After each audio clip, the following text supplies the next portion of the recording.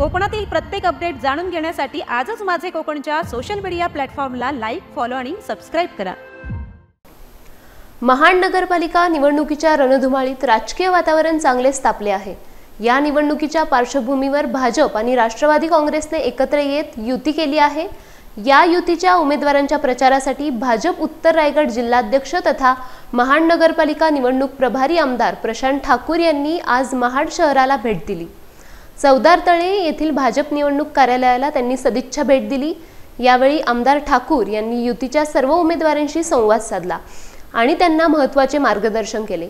निवडणूक ही केवळ एक प्रक्रिया आहे असे सांगत ठाकूर म्हणाले की या निवडणुकीनंतर नगरपालिकेच्या प्रशासनात काम करताना निवडून आलेल्या प्रत्येक नगरसेवकाने भारतीय जनता पक्षाला शहरात अधिक मजबूत करण्यासाठी प्रामाणिक प्रयत्न करावेत। तसेच नागरिकांच्या मूलभूत समस्या सोडवण्यासाठी आणि शहराच्या सर्वांगीण विकासासाठी आपले महत्त्वपूर्ण योगदान द्यावे असे आवाहन त्यांनी केले। या प्रसंगी भाजपचे परिषद सदस्य बिपिन महामुंडकर, राष्ट्रवादी काँग्रेसचे हनुमंत जगताप, महिला मोर्चा जिल्हा सरचिटणीस डॉक्टर मंजुषा कुद्रीमोती, महाड दक्षिण मंडलाध्यक्ष निलेश तळवलकर यांच्यासह युतीचे उमेदवार आणि असंख्य भाजप कार्यकर्ते मोठ्या संख्येने उपस्थित होते।